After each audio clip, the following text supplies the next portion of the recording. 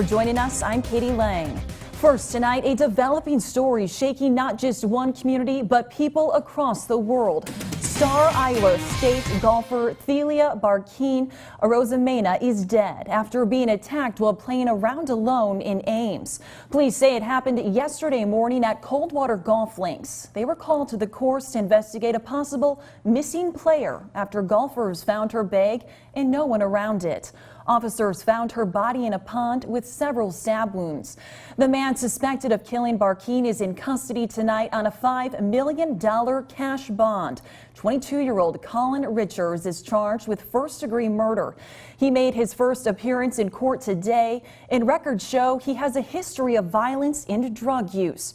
According to investigators, he told an acquaintance he had an urge to rape and kill a woman. He was living in a homeless encampment near the golf course. He has scratches on his face that are consistent with a struggle. Police recovered a knife and bloody clothing linked to Richards as well. And this tragedy comes less than 1 month after a much too similar loss. Molly Tibbetts was a student at the University of Iowa. Her body was found on August 21st after a month-long missing persons investigation. Tibbetts was attacked while out on a run in her hometown of Brooklyn, Iowa. An autopsy confirmed she was murdered, dying from multiple sharp force injuries. 2 young women attacked and killed in the same number of months undoubtedly brings safety concerns to light, especially when it comes to college students. KIMT News 3's Brooke McKivergan spent the day talking with students to get an idea of, Brooke, how these tragedies are really impacting them. Well, Katie, today while talking with students, many of them had different opinions, but one thing they can all agree on is that what's happening to these young women is not okay. I play tennis alone, so I'm kind of like, should I even go play alone anymore? Students at RCTC tell me they're shocked to hear the news. It's scary. It makes me feel like I should always be with someone or have something to protect me in the middle of the daylight when I don't need to.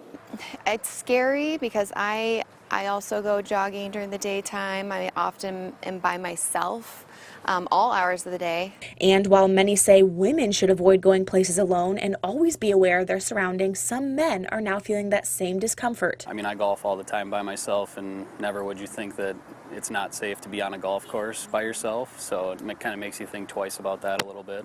I don't think gender is a part of it. I think it's like anyone can be taken at any point in the day. Part of the conversation surrounding these types of events seems to circle back to whether women need to be more cautious. It's not fair.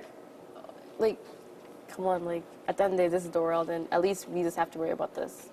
Like, you got to think about everybody else and what they have to worry about. At least I'm safe, or I know I could be safe, while other people have to worry about it. Like, you know. I get your point, but it's not fair.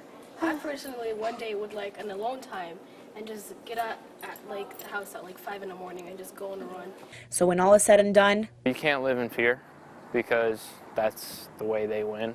And knowledge is power. As our cities grow, like more and more stuff like this happens, and honestly I wish we didn't have to, but I can see the use of just knowing how to defend yourself.